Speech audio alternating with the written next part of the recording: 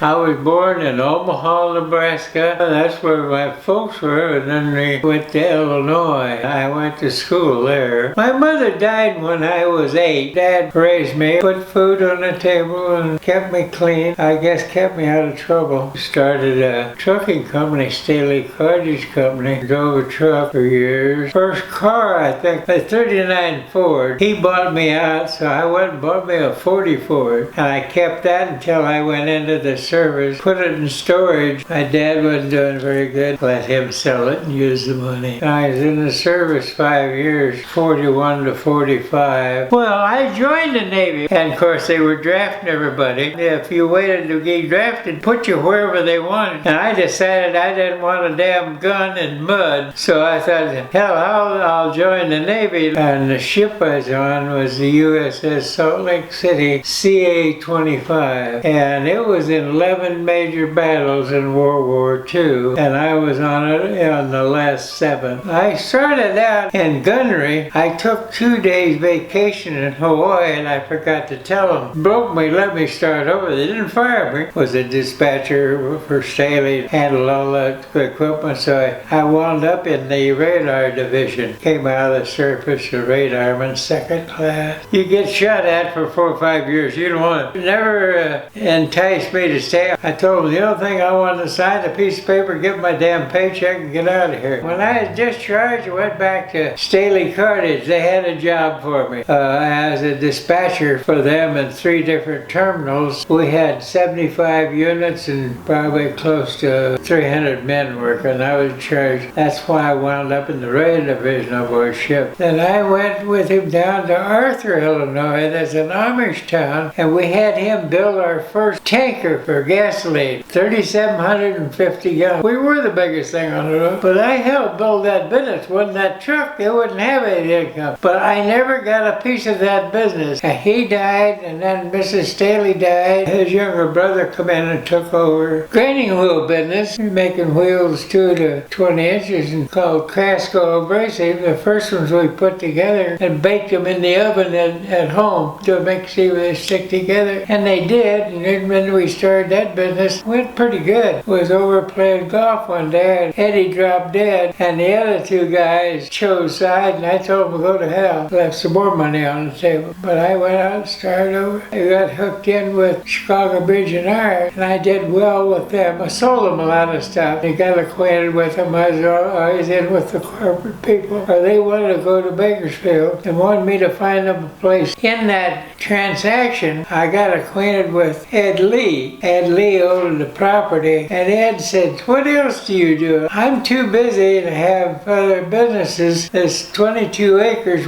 How would you like to take it and sell it for me?" He said, "How you want to be paid?" I said, "Commission." Got it in writing. I sold the last 9 acres about 8 months ago. That put me out of business, so I'm retired. I had to go out and find buyers, and I'd put a price on them, and then I'd sell them, and I'd get a commission off of what I sold. I paid all my own expenses. I was with Ed about almost 30 years. So I got in with Augie Moore. He was a realtor there, and of course I paid him a commission. I got more money in Bakersfield per square foot than anybody. I learned a lot about property. I remember when State Farm started, I was close to one of the fellows that they were going to move to Texas. He came to me and wanted to know if I'd be interested in going to him and open the first State Farm in Texas. I was busy, halfway in love and not thinking, and I refused it. Another job I had when I worked with Staley, rented him a place on the 3rd floor of the Cornbrook Broad Building, and he was a jeweler, and I used to work with him, taking watches apart and put them back there. I found out eyes closed, so does your income. I had the office 3rd floor of Cornbrook Broad Building, and she was a hairdresser at Roland's around the corner, and there used to be a little Stick Ross corner drugstore. It had little sandwiches for lunch. I met her in there. I really met her with a friend of mine at a dance, and I said, that girl, I'd like to meet her. He says, "I'm not going to introduce you." But later I did introduce her. We got together. Her name was Helen. She come from a family of 10 kids, and I went with her for about 3 or 4 years. We got married in 49. That'd be what, 72, 73 23 years, a long time. We both worked. We both wanted the same things, and we worked. She worked 4 years after we were married. That's how we started our savings so we could buy a house. Had our ups and downs. I put Cindy through school, through 4 years of college at San Jose State. She got her teacher's degree, history teacher. And Don took him longer to go to school. He's having a good time. But he came to me 3-4 years ago. He got his degree in college. He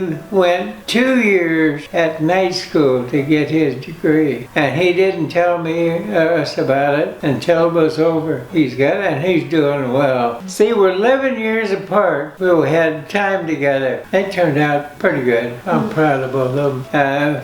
Funny thing, Cindy was going to college and she was just having a hell of a time. Bring these guys home, they're grease monkeys. I said, do you ever start to think you'd wind up with one of those turkeys? We used to go to Tahoe all the time skiing. Then we'd meet at a tavern down below about 2 o'clock because I wanted everybody off the hill by 3. We had a little table. Here come 4 guys. You could tell they're just full of hell. And they found a table next to ours. One of the guys come over and said, excuse me, could I borrow that chair you're not using? I looked up and I said, yes, you can, but I have one request. I buy the first round of beer for you. Hell, no problem. Well, out of that, she met her husband. 2 dogs. Cindy and Tony can't have children. They try. They come in and Cindy said, what do you think? And I said, look, you spent a lot of money. You tried. If you're asking me, I think you better quit. Donald married, and they're not going to have kids. They got a nice home. She works hard as a dental assistant, and he's got a good job. But we're all happy. Don and I played a lot of golf together. We were able to spend time with our kids. I think the secret to the kids today is not all of them have parents. We never had babysitters, so I think for that reason we were closer to our kids. Because when you have a babysitter, you don't know what they're teaching them. If there's any bad habits, they'll pick them up. So we were lucky. We raised our kids. Couldn't take them with us when we went. We stay home. Cindy's retired. She had 35 years of teaching school, and Don, he's doing well. He's in the food business. We moved here because he only lives 10 minutes away, so I get to see him a couple times a week. She was sick, passed away about 6-8 months ago, 72 years. When you get married, it's looks. You don't realize. I did when she was in the hospital. I had to take care of the house. Housework's a lot of work. Crap! I was working all day trying to keep that damn house clean. You do a lot of things for us. I'm busy bringing money in so you can do those things, but you don't realize the talent that a woman has in the home. So she does a lot of things we don't see and we take for granted. I miss her. Gonna try to find a place for both of us because she was dying and I wasn't too good of health. Don found this place. This is pretty nice here. I got a bedroom, a bathroom, full bath. I got this and I got a patio. I went out there yesterday and sat 2.5 hours. The patio's nice out there. I don't have no money, no car, no nothing. I don't need it. If I need something, I tell him. He's got to